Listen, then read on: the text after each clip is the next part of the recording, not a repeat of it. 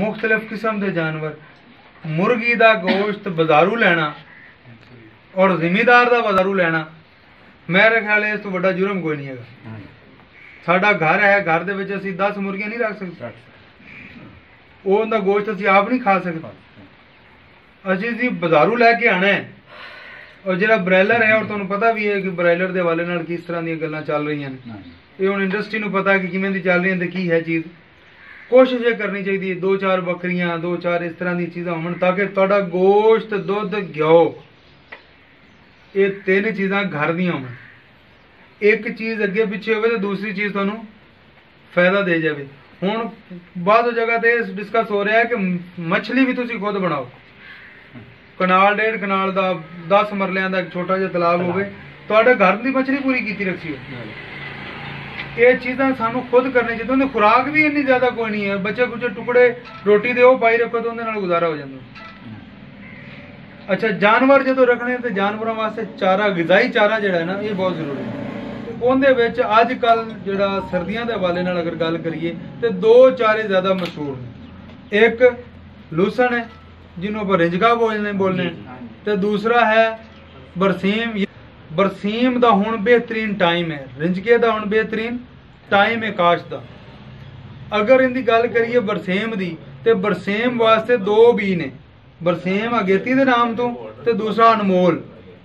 इन्हां दा बी कितना पाना है? 6 to 8 किलो। कितना पाना? 6 to 8 किलो। बाद औकात असीं 2-3 किलो छट्टा मार के आ जाने, नहीं, 6 to 8 किलो फी किला बी इन्हां दा इस्तेमाल करना है। बी नूं दवाई जरूर लानी है। 2 तरह की दवाइयां ने, एक थायोफनेट मिथाइल है, वो 2 ग्राम लगेगी, तो दूसरा अमीडा है, वो 5 ग्राम लगेगा।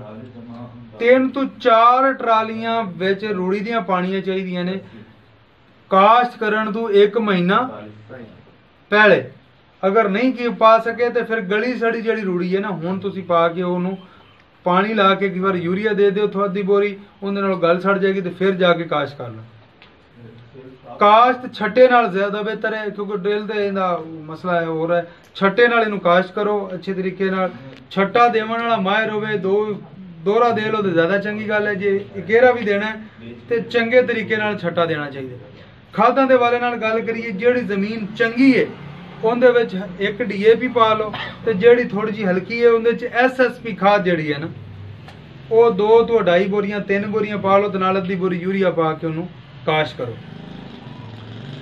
पहला पानी जिहड़ा तुसीं लाना है काश्त करन तो बाद, वो 7वें-8वें दिन एक बारी ला देना, क्योंकि पानी खड़े दे विच इहनूं छट्टा देने ज़्यादातर। उस तो बाद 7वें-8वें दिन फिर देना है। अगला जिहड़ा पानी तुसीं लाना है उहदे विच 2 किलोग्राम नीला तोता पा दिओ, तो जिहड़े मुठियां सुकदियां ने और जाड़ा बन जाता है, वो भी काफ़ी हद तक कम हो जाए। अच्छा, जदों उगदी है तो फौरन इहनूं 2-3 कीड़े ते सुंडियां हमला करदियां ने, उहदे वास्ते ल्यूफरान ते बाईफेंथरीन, ल्यूफरान ते बाईफेंथरीन मिला के 50-50 टैंकी च पा के स्प्रे कर दिओ, तो वो जी गुत्तर वगैरह ते मच्छर वगैरह ते जिहड़ी चीज़ां आईयां होईयां ने वो सारियां कवर हो जाए। अगेती दे विच असल सानूं ये मसला बनता है कि अगेती बरसीम सानूं वो कीड़े मकोड़े ही खा जांदे, वो नहीं करदी। जिस किले च पहली बारी तुसीं लांदे पे हो उहदे विच जिथे बरसीम लगदी है ना, वो तो 5-10 मण मिट्टी लैके वो इस किले विच पाओ। उहदे च बैक्टीरिया हुंदे ने, जिवें आपां दही नूं जाग नहीं लांदे, दही बैक्टीरिया हुंदी थोड़ी जाग लानी, वो उत्थों जाके उहदे सिटोगे, उस तो बाद वो उत्थे फसल चंगी हो जाए। अगर वो ना मिल सके मिट्टी, तो फिर फैसलाबाद अयूब रिसर्च का जो साडा इदारा है उहदे चों जरासीमी टीका मिलता है, वो 1 किलो का पैकेट होंदा, वो किलो का पैकेट लैके मिला दो, वो सारे बैक्टीरिया इकट्ठे कीते होंदे, तो वो उहदे नाल वो बेहतर हो जाए। खाद जिहड़ी असीं यूरिया पाने ना दबा दब इहनूं कम पानी, यूरिया ये खुद 2 बोरियां तक खुद यूरिया बनांदा है बरसेम। इहनूं सिर्फ तुसीं 10-15 किलो यूरिया दित्ती रखो तो काफ़ी है। 4 to 6-8 मुख्तलिफ कटाइयां होंदियां ने, 40-50 टन तक एक चारा पैदा कर सकदा है। गजाइयत नाल भरपूर होंदा, बहुत इहदे च गजाइयत होंदी है, और जानवर बड़े शौक नाल खांदा है और बड़ा उहनूं पसंद करदा है। कटाई जदों कर लईए, हर कटाई तो बाद 1 बोरी SSP दी पाई हो, तो थोड़ी जी 20-25 किलो 15 किलो 10 किलो जिन्नी गुंजाइश बने नाइट्रोफास। और यूरिया जेड़ा पाओ ना, मैं तुहानू दसांगा, बल्कि हुण फोरम ते खड़े होकर दस रहे, जिंक कोटेड यूरिया मौजूद है साढ़े कोल, वो पाई जाओ। एक बोरी ले लो पूरे फसल वास्ते 10-10 किलो, 10 किलो ज़्यादा तो नहीं।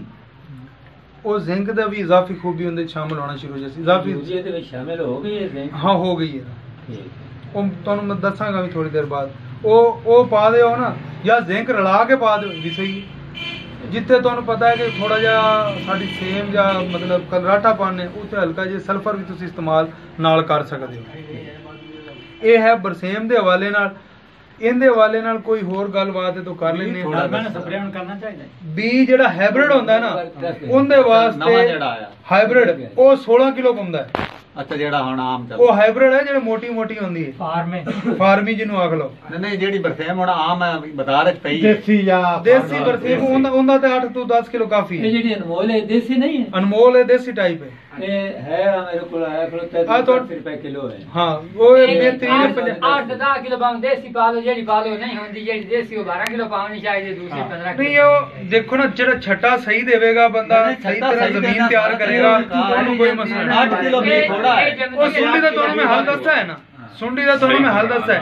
हाँ ये देखो, एक मिनट, ये है रिकमेंडेड। तुसी ज्यादा करना चाहते हो, थोड़ा बहुत कर सकते हो। ये तो ਅਸੀਂ ਪੱਠੇ ਹੀ ਲੈਣੇ ਨਾ। ਹਾਂਜੀ, जिन्ना ज्यादा बी होगा उन्ना ज्यादा पट्टा पैदा होगा। लेकिन हाथ तो ज्यादा बी पा देंगे, वो संघना ज्यादा हो जाएगा, उनके विच कीड़ा मकोड़ा छुपेगा घना, बीमारियां घड़ियां आणगियां, वो बजाय फायदे ते सारा नुकसान वाल लै जाएगा। जमदा घाट है ना असल ते बीज जेड़ा वो जमदा इसे बात गल है जेडी आप जमीन तैयार नहीं करते सही तरह। जमीन की तैयारी के हवाले नाल सारी चीज़ां मैं तुहानू दसियां। जमीन नरम हमवार भुरभरी होनी चाहिए ताकि उनदे विच उगाओ का मसला कम होए। फिर 2 दवाइयां गईयां ने, वो दवाइयां नाल लगियां होवन तो उगाओ दा मसला नहीं होंदा, इन्ना उगाओ ठीक हो जांदा। नरमा बारे दसो, नरमा तो खत्म हो गया।